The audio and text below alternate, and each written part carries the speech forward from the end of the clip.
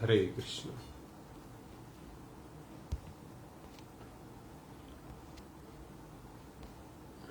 हरे कृष्णा कृष्णा कृष्णा हरे हरे, हरे राम राम राम हरे हरे।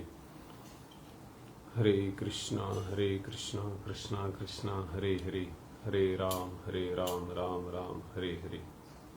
हरे कृष्णा कृष्णा कृष्णा हरे हरे, हरे राम राम राम।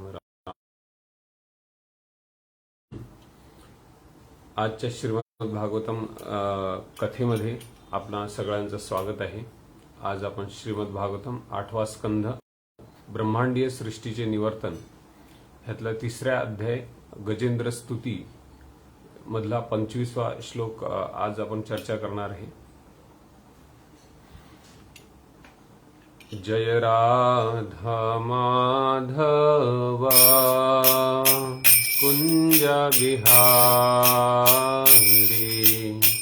गोपीजना वल्लभा गिरिवरधारी यशोदानंदना व्रज जनरंजना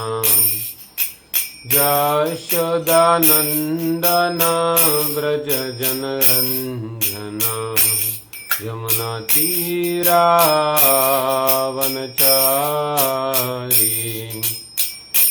जय राधा माधव कुंज बिहारी हरे कृष्णा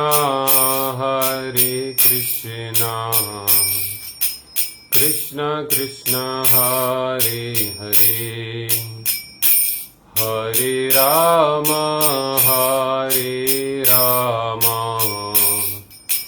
राम राम हरे हरे। हरे कृष्णा कृष्ण कृष्ण हरे हरे, हरे राम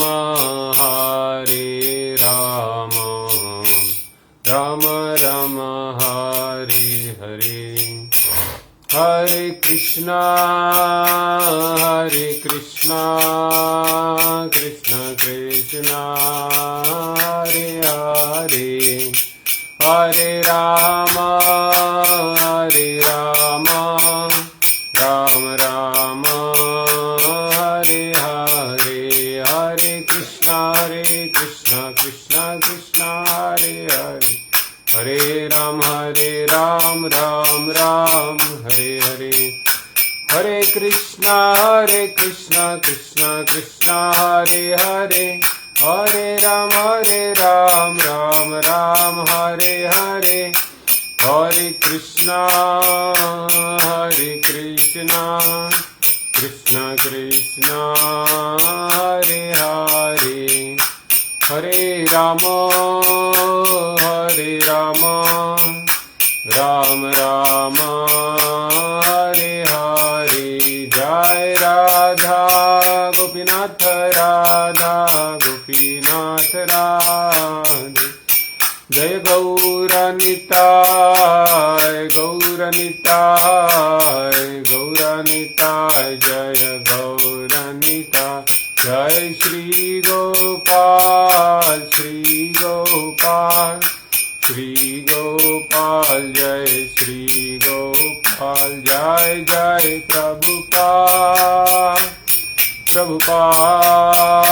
प्रभुपाद जय जय प्रभुपाद। निताय गौर हरि बोल निताय गौर हरि बोल।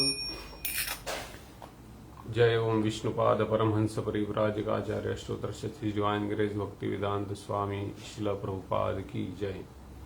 अनंत कोटि वैष्णव वृंद की जय। निताय गौर प्रेमानंदे हरि बोल। हरे कृष्ण। श्रीमद् भागवतम 8वां स्कंध 3रा अध्याय श्लोक क्रमांक 25।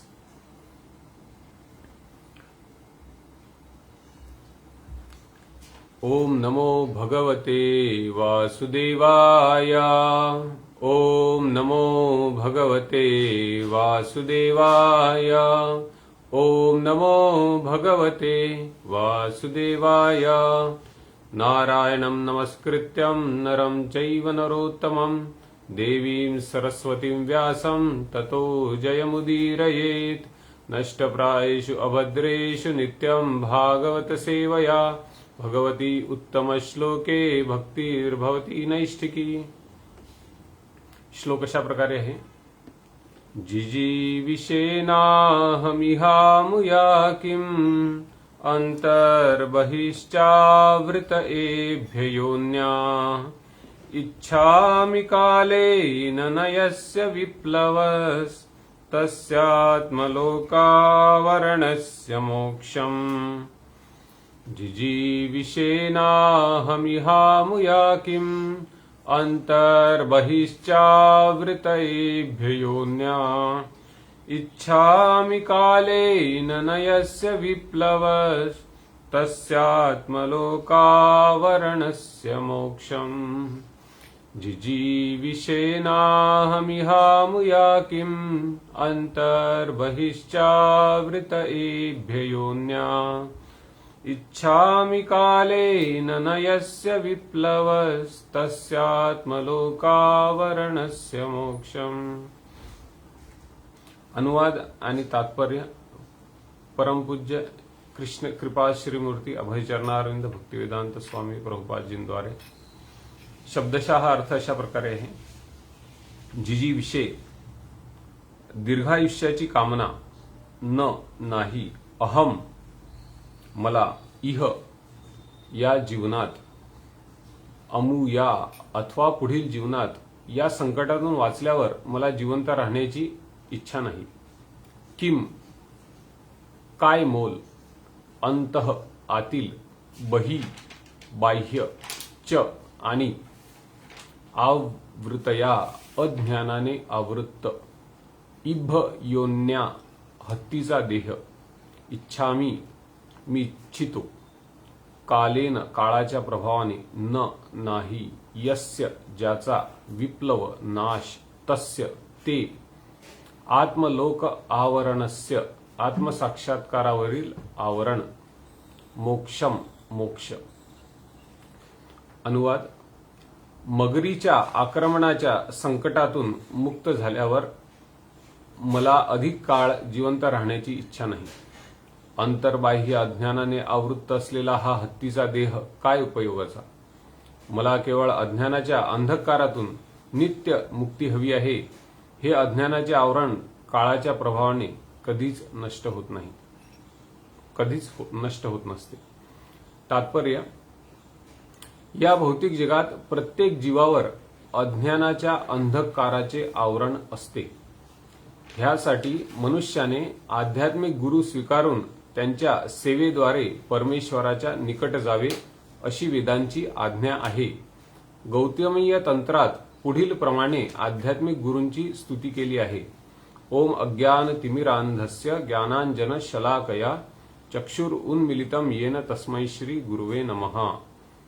माझा जन्म अज्ञानमय अंधकारात झाला होता, परंतु आध्यात्मिक गुरूंनी प्रकाशमय ज्ञानाने मला दृष्टी प्रदान केली आहे। मी त्यांना सादर प्रणाम करतो। या भौतिक जगात एखाद्याने जगण्याकरिता कितीही मोठा संघर्ष केला तरी येथे अमर होणे अशक्य आहे।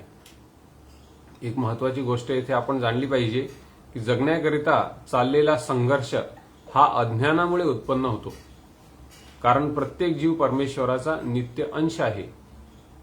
हत्ती वा मनुष्य, अमेरिकी वा भारतीय असे जीवन जगण्याची काहीही आवश्यकता नाही।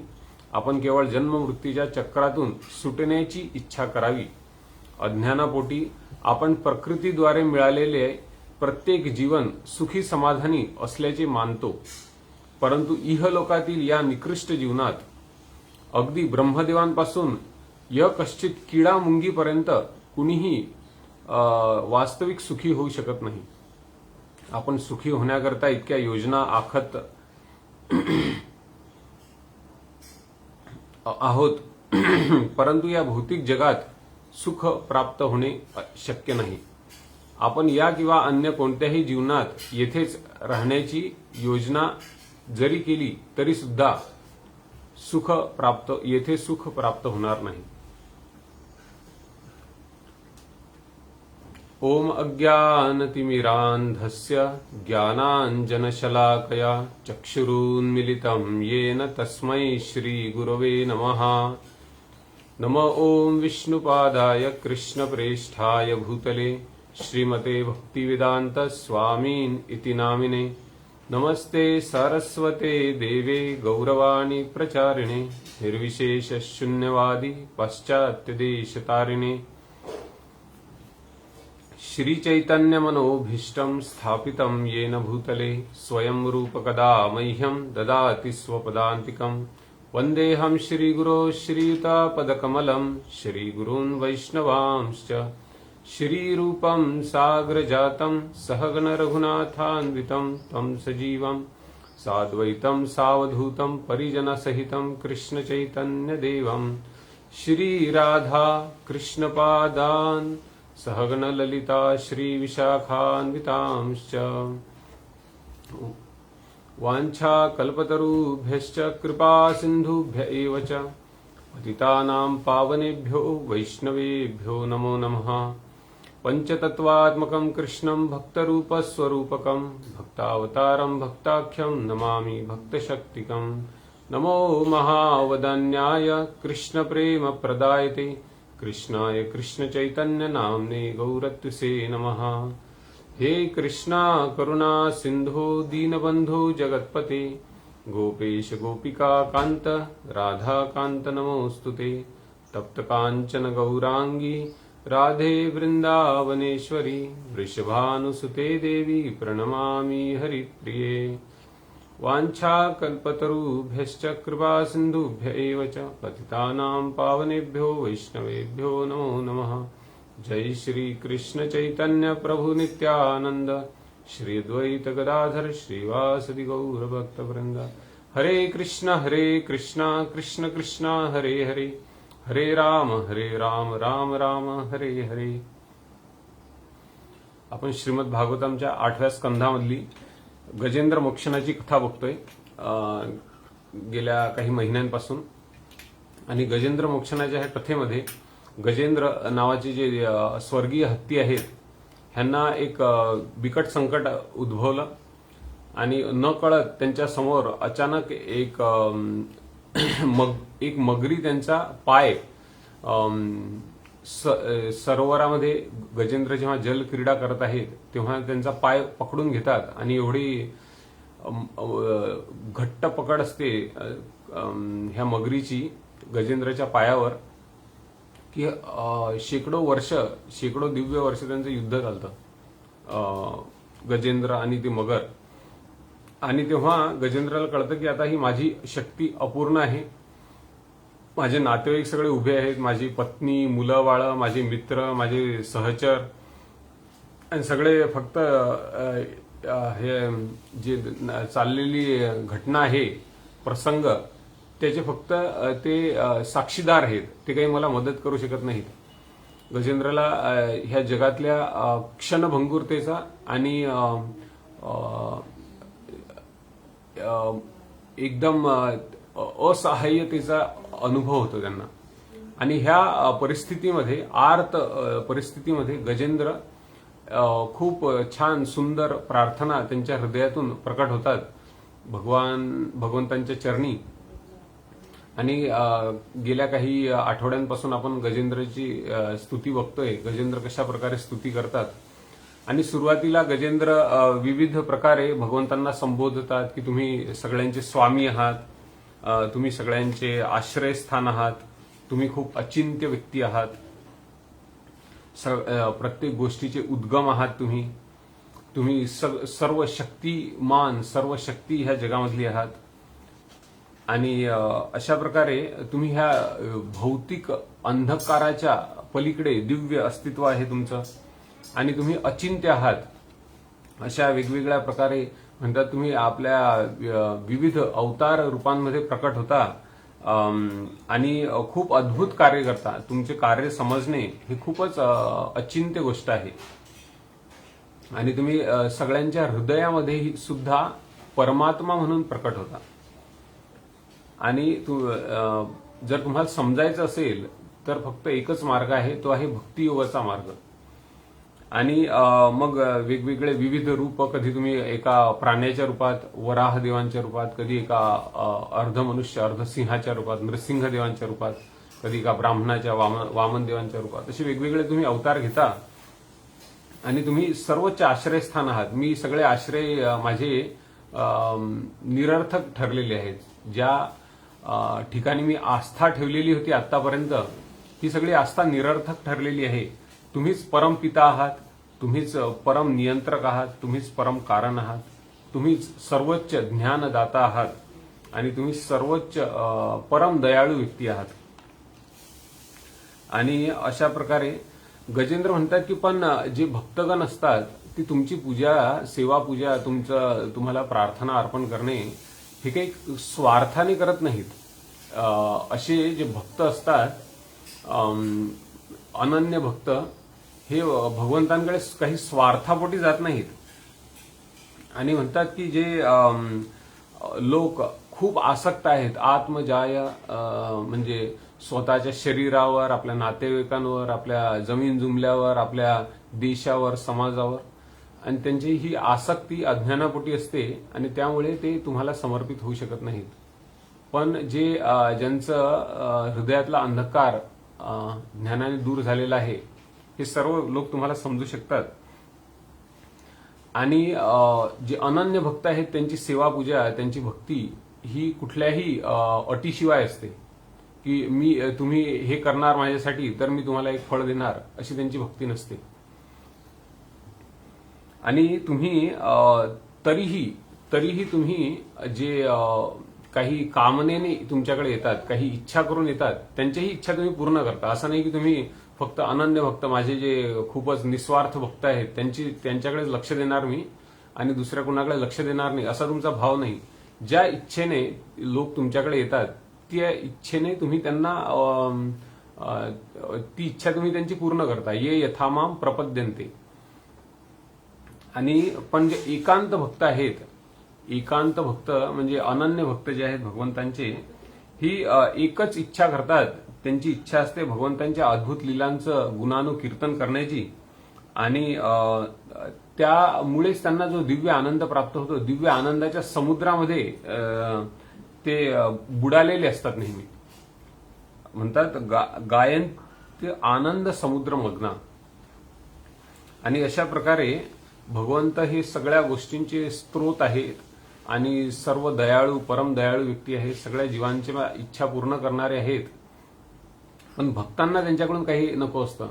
आणि गजेंद्र जेव्हा ह्या सगळ्या प्रार्थना अर्पण करत आहेत तेव्हा त्यांची जी भक्तिमय संवेदना आहे, त्यांची भावना आहे भक्तिमय, ती आणखीच आपल्याला प्रज्वलित होताना दिसते. आधी ते म्हणतात की तुम्ही सर्व निर्माता आहात, सगळ्या गोष्टींचे तुम्ही उद्गम आहात, सर्व गोष्टींचे तुम्ही स्त्रोत आहात, तुम्ही एक देवता नाही, वेगवेगळे तुम्ही ऋषीगण नाही, तुम्ही एक मर्त्य मनुष्य नाही, तुम्ही एक स्त्री नाही, पुरुष नाही, प्राणी नाही. जरी तुम्ही या वेगवेगळ्या रूपांमध्ये प्रकट होता तरीही तुमचं जे अस्तित्व आहे हे दिव्य आहे. ह्या ब्रह्मांडाच्या पलीकडे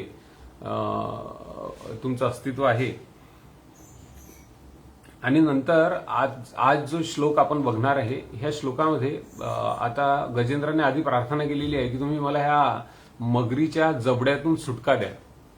आणि आज म्हणतायत की ह्या मगरीच्या जबड्यातून सुटका होऊन काय फायदा आहे. एका मगरीने आज पकडलं होतं, मी ह्या अज्ञानात जर खितपत राहिलो तर आणखी एक संकट उद्या माझ्यावर येणार आणि ह्यात काही माझं हित नाही. ते म्हणतात जिजी विषय नाहम, म्हणजे तुम्ही जरी ह्या मगरीच्या जबड्यातून माझी सुटका केलीत तरी मला परत ह्या जन्मामध्ये जगण्याची इच्छा नाही आणि पुढचाही जन्म घेऊन सुखाने राहण्याची इच्छा नाही. नाहीतर आपण देवाकडे जातो आणि देवाला म्हणतो की देवा फक्त हे संकट दूर कर. हे संकट दूर केल्यानंतर देवाचं तोंड 1 वर्ष बघायचं नाही, 2 वर्ष, परत दुसरं संकट येत नाही तोपर्यंत. आणि ही एक स्वार्थी प्रवृत्ती असते प्रत्येक व्यक्तीची, आणि ही स्वार्थी प्रवृत्ती जी आहे ह्याच्यामध्ये आपण देवाचा वापर आपल्या इच्छापूर्तीसाठी करतो. पण आता गजेंद्र म्हणताय की मी तुमच्याकडे ही प्रार्थना केली असेल आधी, तुमची एकांत भक्त तर तुमच्याकडे काही इच्छा करत नाहीत, पण मी ही माझ्या अज्ञानापोटी प्रार्थना केली असेल की ह्या संकटातून माझं तुम्ही उद्धार करा. पण आता माझी ह्या संकटातून उद्धार झाल्यानंतरही जगण्याची इच्छा नाही. म्हणजे मला फक्त माझी काय इच्छा आहे सांगतात, जी विषय नाहम इह, म्हणजे ह्या जीवनामध्ये की आपण देवाकडे जातो की आमचं सगळं घर सुख समृद्धी मिळावी आणि सगळे सुख सोयी असाव्या, आपल्या सगळ्या परिवारजनांचं आपलं भलं व्हावं, आणि जर काही चूक झाली, काही बिकट परिस्थिती आली जीवनामध्ये तर देवाला दोष पण देतो आपण की अरे देवाचं एवढा देवदेव केला आपण आणि फायदा काय झाला शेवटी, देवाने ही कशी परिस्थिती आणली. आणि लोक संभ्रमित होतात, त्यांना वाटतं की अशी परिस्थिती आली कशी भगवत भक्ताच्या घरामध्ये, आणि एक जो खूप पवित्र पुण्यात्मा आहे त्याच्या घरामध्ये अशी परिस्थिती आली कशी. तर कृष्ण सांगतात की हे जे जग आहे हे निश्चितच एक काही सुख उपभोगण्याची जागा नाही. जरी भक्त असला तरी त्याला ह्या जगाचे नियम त्याला मान्य करावेच लागतात. त्याच्याही जीवनामध्ये सुख दुःख येणारच. आणि म्हणून गजेंद्र म्हणतात हे सुख दुःख तर चालतच राहतात, मला ह्या सुख दुःखाची आता पर्वा नाही. मला इच्छा आहे की जे हे सुख दुःखाचं मूळ कारण आहे, आणि ते मूळ कारण सांगतायत ते म्हणतायत अंतर्बहिश्चा आवृत इभ योन्या. म्हणजे हे जे हत्तीचं शरीर आहे, आणि असं नाही की हत्तीचं शरीर आहे म्हणून गजेंद्रावर संकट आलं. कुठलंही भौतिक शरीर ज्या व्यक्तीने धारण केलेलं आहे ह्या जगामध्ये त्याच्यावर असे संकट येत असतात. आणि व्यक्तीला वाटतं की मी आता हत्तीच्या शरीरामध्ये आहे, खूप धष्टपुष्ट आहे, सिंह पण मला घाबरून पळून जातात, आणि माझं सगळं वर्चस्व आहे. तरीही गजेंद्रला मान्य करावं लागलं.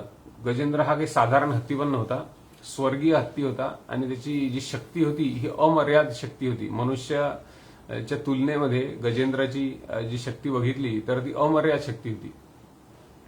तरीही गजेंद्र म्हणतो की ह्या इभ योन्या, हे जे भौतिक शरीर मला प्राप्त झालेलं आहे, आणि हे अंतर्बहिष, हे अज्ञानाने आवृत्त आहे, मधूनही आणि बाहेरूनही.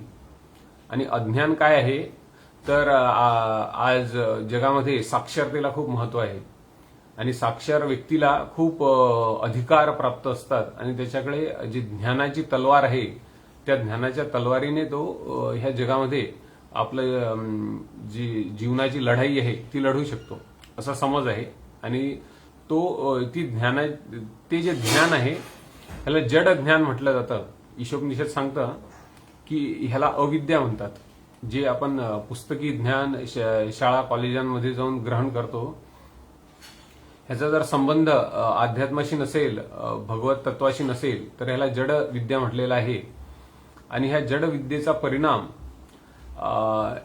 गजेंद्र मान्य करतात. गजेंद्रकडे संपूर्ण शक्ती होती, गजेंद्रकडे संपूर्ण ऐश्वर होतं स्वर्गाचं, तरीही त्यांना ही जडविद्या जी आहे ह्या जडविद्येमुळे त्यांना जे सामर्थ्य आहे त्यांच्याकडे ते त्यांना मदत करू शकत नाही ह्या अज्ञानातून बाहेर निघण्यासाठी. आणि इथे म्हणून ते म्हणतात की हे जे अज्ञानाने ग्रासलेलं शरीर आहे अंतर्बहिर, ह्याच्यातून मला मुक्तता हवी आहे, हे शरीर मला परत नको. आणि पुढे म्हणतात इच्छामी कालेन नयस्य विप्लवस, म्हणजे आणि हे जे अज्ञानाचं आवरण आहे जीवात्म्याच्या वरती पंचमहाभूत आणि जे सूक्ष्म शरीर असतं जीवात्म्याचं, हे एक आवरण आहे, ही त्याची मूळ स्थिती नाही. जी मूलभूत स्थिती आहे जीवात्म्याची ती शास्त्रांमध्ये सांगितली जाते की जीवात्मा हा भगवान श्रीकृष्णांचा एक नित्य अंश आहे, आणि अंश जो असतो त्याचं कर्तव्य असतं आणि त्याची भलाई असते जी पूर्ण आहे त्यांची सेवा करण्यामध्ये, प्रेममयी सेवा करण्यामध्ये जीवात्म्याचं जे मूळ कर्तव्य आहे आणि मूळ स्वभाव आहे तो जीवात्म्याचा आहे भगवंतांची सेवा करणे. आणि जेव्हा व्यक्ती अज्ञानाने आवृत्त होतो आणि तो समजतो की मी भोगता आहे ह्या जगाचा आणि ह्या सगळ्या विश्वाचा, तेव्हा त्याला ह्या मिथ्या अहंकारापोटी एक विशिष्ट बुद्धी प्राप्त होते.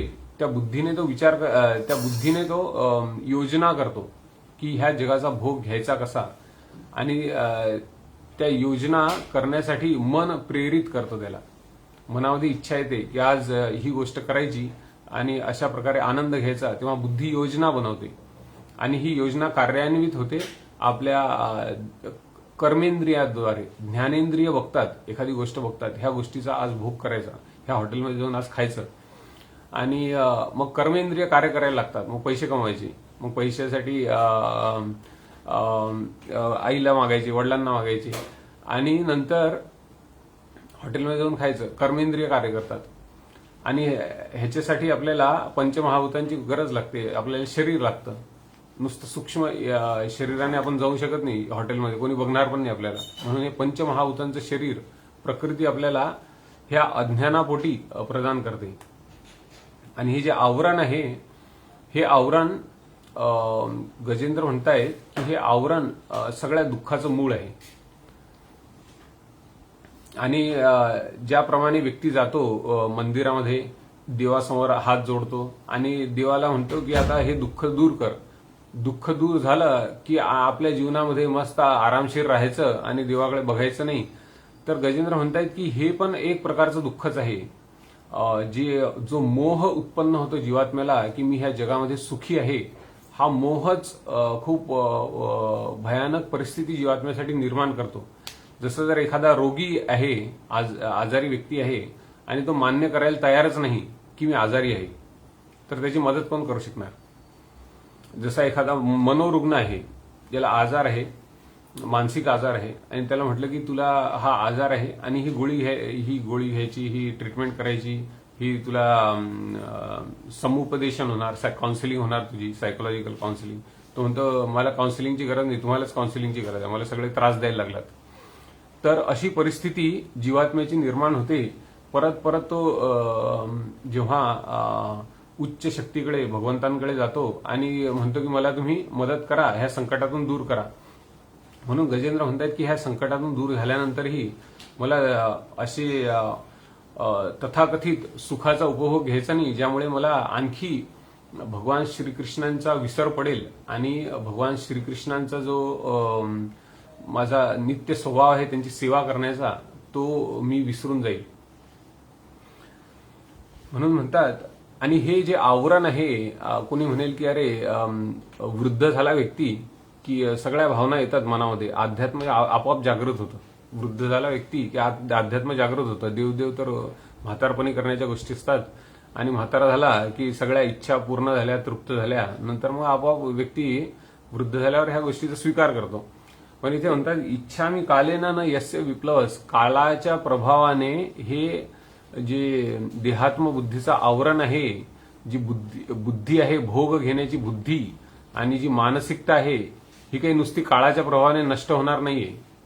काळाच्या प्रभावाने जर वाट बघितली की आज आता आपण जीवनाचा भोग घेतला आणि आता नंतर कधीतरी वैराग्य उत्पन्न होईल, तर असं होत नाही. आणि वैराग्य जर जाणून बुजून व्यक्तीने स्वीकारलं नाही, तर मग असे संकट निर्माण होतात जेणेकरून व्यक्ती भगवंतांचा आश्रय घेऊ शकतो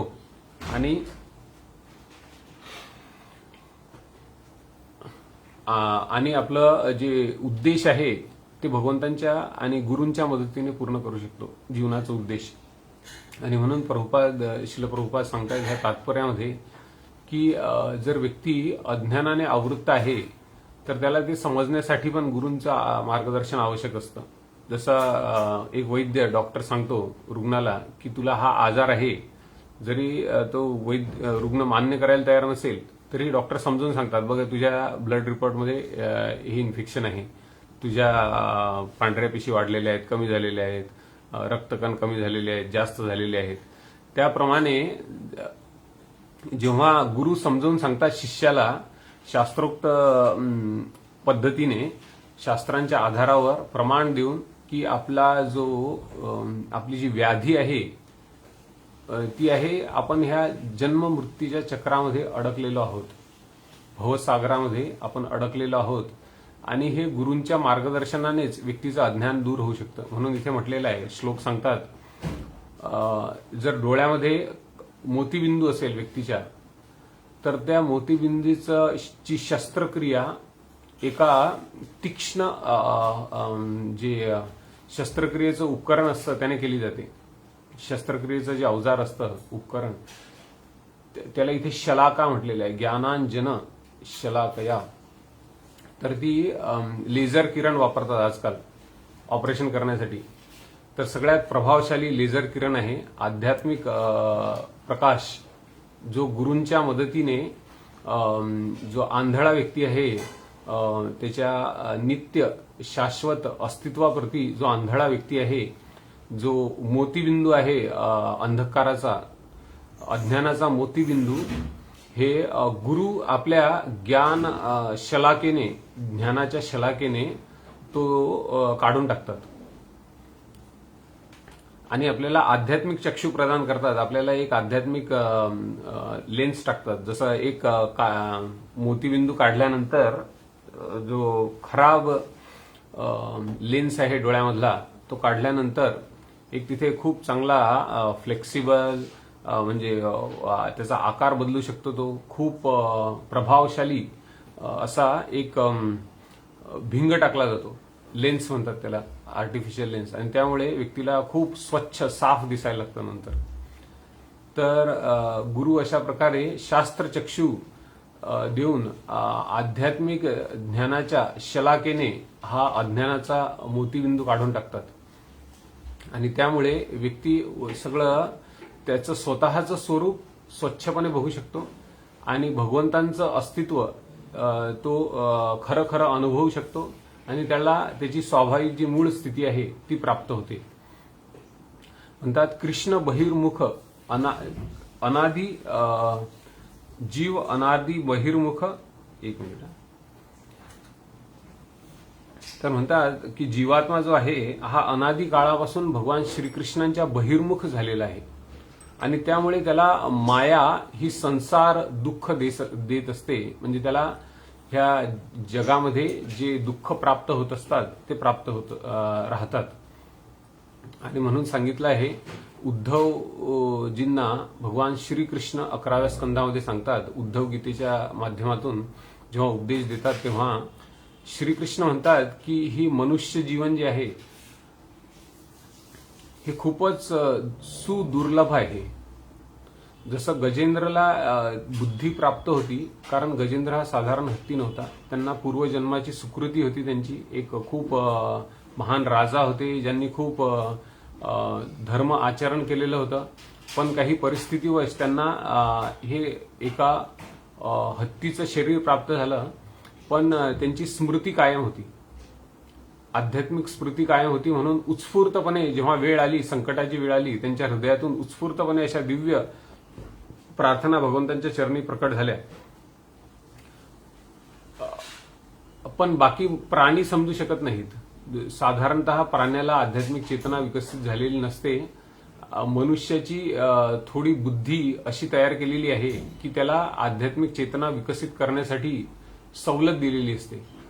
त्याला गुरूंच्या माध्यमातून, शास्त्रांच्या माध्यमातून भगवंतांचे अवतार समजण्यासाठी त्याला अशी बुद्धी दिलेली असते. त्याला तीर्थस्थळांचं महत्व समजू शकतं, त्याला जन्म जिथे झालेला आहे त्या भारतभूमीची पवित्रता त्याला समजू शकते. आणि सांगतात उद्धवाला कृष्ण, नृदेहम आद्यम, हा जो नृदेह आहे, मनुष्य शरीर मिळालेला आहे, हे खूपच सुलभ आहे. कशासाठी सुलभ आहे सांगतात. आणि सुलभ जरी असलं, याचा उपयोग खूप चांगल्या प्रकारे करू शकतो व्यक्ती. म्हणजे एखादं जर यंत्र असेल आणि त्याचा उपयोग करायचा असेल तर ते सहज सोपं असायला पाहिजे. म्हणजे एक आपण त्याचं बटन दाबायचं आणि ते चालू व्हायला पाहिजे. म्हणजे गाडी बटन दाबली की चालू व्हायची आणि ती रोडवर चालायला लागेल. तर हे जे मनुष्य शरीर आहे खूप सुलभ आहे. कशासाठी सांगतात सुलभ? ही एका नावेप्रमाणे आहे आणि ह्या नावेचा उपयोग आपल्याला एक मोठा समुद्र जो खूप दुस्त्यज्य आहे पार करणे, खूप दुष्कर आहे पार करणे, हा समुद्र पार करण्यासाठी आपण ह्याचा उपयोग करू शकतो. आणि हा समुद्र सांगितलेला आहे भवसागर, म्हणजे हा भौतिक जगाचा समुद्र. आणि ह्या भवसागरामध्ये मधून जर पार व्हायचं असेल तर नावेची आवश्यकता आहे. ती नाव आहे मनुष्य शरीर, मनुष्य देह. आणि हा मनुष्य देह सुदुर्लभम, निर्देहम आद्यम सुलभम सुदुर्लभम, खूप सुदुर्लभ आहे. 84 लक्ष योनीमध्ये भ्रमण करीत जीवात्म्याला जेव्हा काही सुकृती प्राप्त होते आणि त्याला हे मनुष्य देह प्राप्त होतो. आणि मनुष्य देह प्राप्त होऊनही कृष्ण गीतेमध्ये सांगतात, बहुनाम जन्मनाम अंते ज्ञानवान माम प्रपद्यते. असे मनुष्य जन्म प्राप्त झालेल्या लोकांमध्येही जन्मजन्मांतरानंतर एखादा ज्ञानी व्यक्ती, त्याला अशी बुद्धी प्राप्त होते, आध्यात्मिक चेतना प्राप्त होते की तो समजू शकतो आणि स्वीकारू शकतो वासुदेव सर्वमिती, भगवान श्रीकृष्ण हे सर्व काही आहेत, भगवान वासुदेव सर्व काही आहेत. आणि असा महात्मा खूप सुदुर्लभ आहे. तर अशा प्रकारे हे मनुष्य शरीर प्राप्त करून त्याला समजणे की हे सुदुर्लभ आहे, हे पण खूप मोठी गोष्ट आहे. आणि त्याचा सुदुर्लभता समजल्यानंतर त्याचा उपयोग यथायोग्य होणे हे पण खूप महत्वाचं आहे. सुदुर्लभम आणि म्हणतात ही जी नाव आहे मनुष्य देहाची, ह्याचे कर्णधार असतात गुरु. प्लवम सुकल्पम गुरु कर्णधारम. तर प्लव म्हणजे नाव, खूप छान नाव दिलेली आहे भगवंतांनी जीवात्म्याला मनुष्य देहाच्या रूपामध्ये. आणि ह्याचे कर्णधार असतात गुरु. आणि भगवंतांनी जे दिलेले वैदिक उपदेश आहेत, वेद आज्ञा आहेत, शास्त्र दिलेले आहेत, गीता भागवत, हे मयानुकूलेन नभस्वस्तेरितम. नाव जर एका ठिकाणाहून दुसऱ्या ठिकाणी जायची असेल तर अनुकूल वारे पण आवश्यक असतात. आधी नावेचा जो प्रवास व्हायचा, आधी इंजिन वगैरे नव्हते, तर नावेचा प्रवास जे नावाडी आहेत ते करायचे वाऱ्याच्या मदतीने.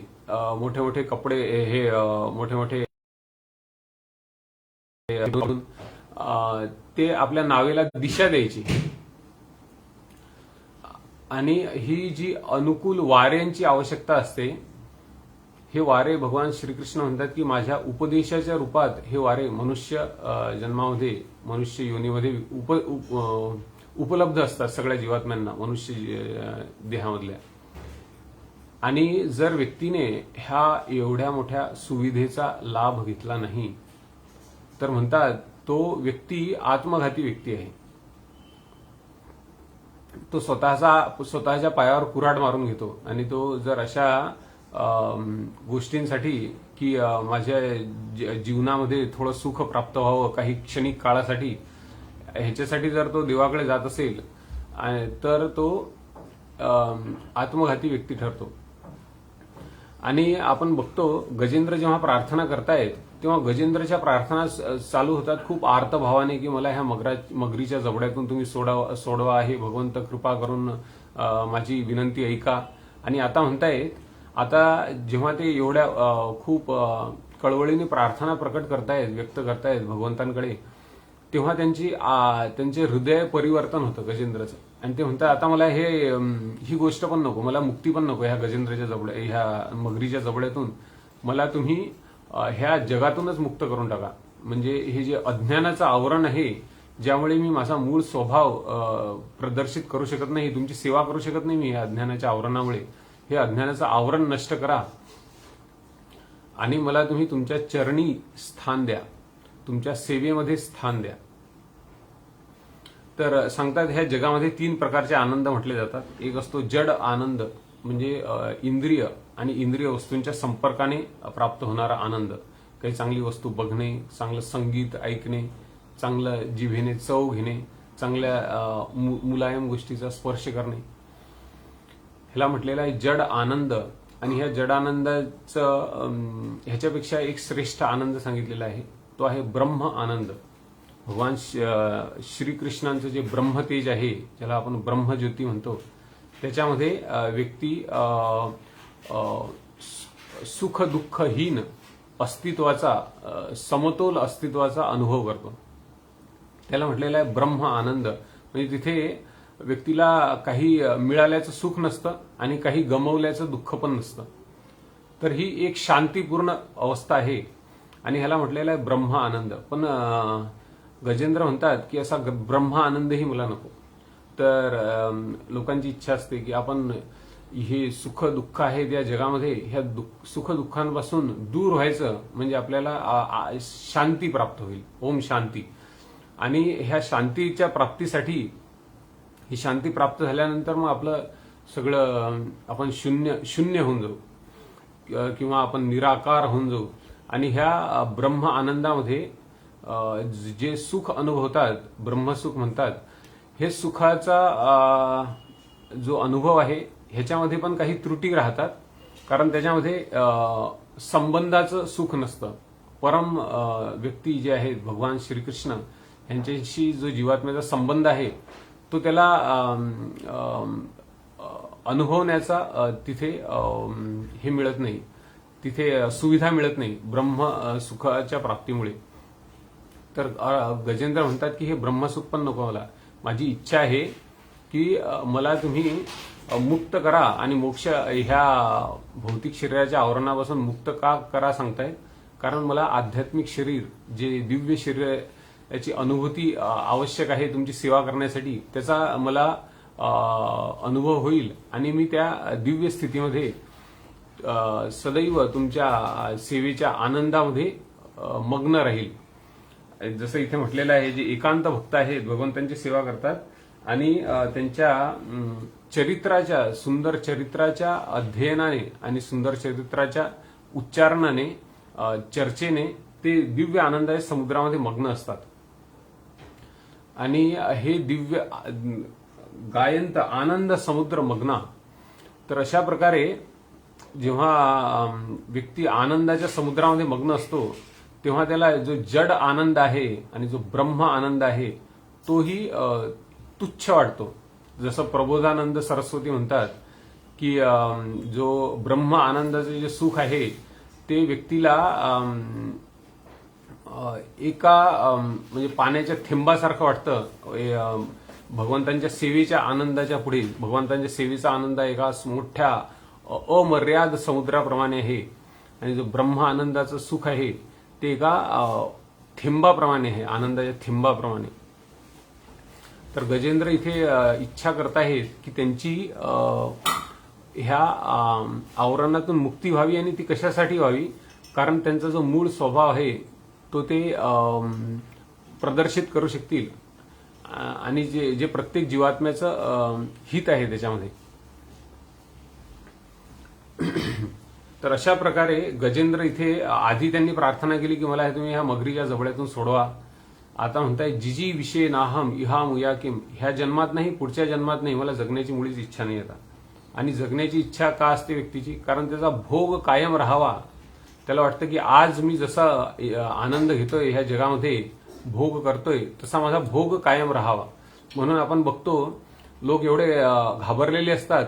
लगेच इन्शुरन्सचा माणूस आला, विम्याचा माणूस, आणि तो म्हटला की तुमची जर मृत्यू झाली तर तुमच्या नातेवाईकांना एवढे पैसे मिळतील, तुमचा जर पाय कापला गेला तर तुम्हाला डिसेबिलिटी रायडर मिळतील. तर व्यक्तीला इच्छा का असते एवढी? कारण त्याला माहिती आहे की माझा भोग कायम चालू राहायला पाहिजे. आणि ह्या जगामध्ये एवढ्या योजना करून ठेवतो, वृद्धापकाळामध्ये इथे घर पाहिजे, इथे सगळ्या सुविधा पाहिजेत. कारण त्याची इच्छा असते की शाश्वत जीवन जगण्याची जी इच्छा असते व्यक्तीची, ही आपल्याला सगळीकडे दिसून येते. इजिप्तमध्ये जातात लोक आणि इजिप्तमध्ये आपण बघतो जे पिरॅमिड बांधलेले आहेत, ह्या पिरॅमिडमध्ये अर्थात हे अज्ञानाच्या स्तरावर त्यांचं जे वर्तन आहे हे अज्ञानाच्या स्तरावर आहे. कारण त्यांना वाटतं की ह्या शरीराच्या माध्यमातून व्यक्ती अनादी काळासाठी जिवंत राहू शकतो. तर जे राजे असायचे इजिप्तचे, ते स्वतःच्या मृत्यूनंतर आपला भोग कायम चालू राहावा म्हणून ते तशी व्यवस्था करून ठेवायची. त्यांना वाटायचं की मृत शरीर जे आहे त्याच्यामध्ये पण जीव राहतो आणि ते मृत शरीर पण आनंद घेऊ शकतं. म्हणून आपला जो इंद्रिय सुखाचा आनंद आहे तो अखंड चालू राहावा म्हणून आम्ही एकदा इजिप्तमध्ये बघितलं तर त्या पिरामिडमध्ये सगळं जी ममी असते त्या ममीच्या आजूबाजूला सैनिक आहेत, त्या सैनिकांना सोनं मढवलेलं आहे आणि तिथे दारूचा ग्लास ठेवलेला आहे त्या माणसासाठी भरून आणि त्याच्यासाठी अन्नाची एक प्लेट पण बनवून ठेवलेली आहे, सगळ्या गोष्टी सोन्याच्या. आणि आपण बघतो ही जे पिरॅमिड आहे हे बघण्यासाठी जगभरातून लोक येतात आणि खूप वाहवाही करून जातात. पण हे पिरॅमिड कुठल्या एका व्यक्तीच्या अज्ञानाच्या जे आवरण आहे त्याच्यामुळे त्याला खरं जे आनंद आहे तो कळू शकत नाही. म्हणून त्याने स्वतःच्या तथाकथित इंद्रिय भोगासाठी त्याने कितीतरी लाखो लोकांचा बळी दिला. हे पिरॅमिड बांधताना लाखो लोक त्यात मारले गेले, दगडावर दगड चढवताना लाखो गुलाम मारले गेले त्याच्यामध्ये. तर हे जे अज्ञानाचं आवरण आहे हे किती घातक ठरतं हे आपल्याला दिसतं. आणि आज आपण म्हणू की हे तर म्हणजे पुरातन गोष्टी आहेत, ह्या प्रिमिटिव्ह गोष्टी आहेत, त्या लोकांना ज्ञान नव्हतं. आज विज्ञानाला ज्ञान आहे. तर म्हणतात आज विज्ञानाला ज्ञान आहे तरी त्या गोष्टी जो मर्म आहे विज्ञानाचा तोही इजिप्तच्या लोकांसारखाच आहे. आजही वैज्ञानिक दावा करतात आणि इच्छा करतात की मनुष्याचं जर आमच्याकडे अशी काही योजना येईल, असा काही उपचार आम्ही विकसित करणार आहे जेणेकरून मृत शरीरामध्ये आम्ही जीवन टाकू शकतो. आणि त्याचा आधार काय आहे तर व्यक्तीचं जे जीवनामधली भोग करण्याची इच्छा आहे ती कायम राहावी आणि त्याचा आनंद जो त्याला वाटतो की ह्या जगामधला आनंद आहे तो घेत राहावा त्याने. पण इतिहास सांगतो आपल्याला की असे अनेक लोकांनी प्रयत्न केले, इजिप्तमधल्या मोठ्या मोठ्या राजा महाराजांनी प्रयत्न केले. आज वैज्ञानिकही खूप उठाठेवी करतील, पण जे प्रकृतीचे नियम आहेत त्याच्या पुढे कुणीही आजपर्यंत जाऊ शकला नाही आणि पुढे जाणारही नाही.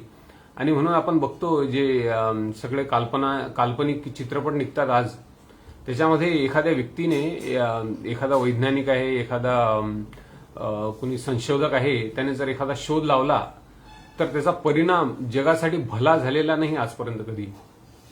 म्हणजे कुणीतरी असा हे तो आपण ती चित्रपट आहे फ्रँकेनस्टाईन. तर ह्याच्यामध्ये एक मृत माणूस जागृत करतात आणि तो माणूस त्या ज्या व्यक्तीने त्याला जीवन दिलं त्या मृतदेहाला, त्याचा पूर्ण परिवार समूळ नायनाट करून टाकतो त्याचा. तर सगळ्यात जे बुद्धिमान लोक आहेत ते अशा प्रकारे प्रकृतीच्या तत्वांना नियंत्रित करण्याचा प्रयत्न करत नाहीत. ह्या प्रकृतीच्या तत्वांचे जे खरे नियंत्रक आहेत, गजेंद्र मान्य करतात, भगवान श्रीकृष्ण ह्या प्रकृतीच्या तत्वांचे खरे नियंत्रक आहेत, सगळ्या जीवात्म्यांचे ते नियंत्रक आहेत. आणि जीवात्म्याची जी खरी स्वाभाविक मूलभूत स्थिती आहे ती आहे भगवान श्रीकृष्णांचा आश्रय ग्रहण करणे.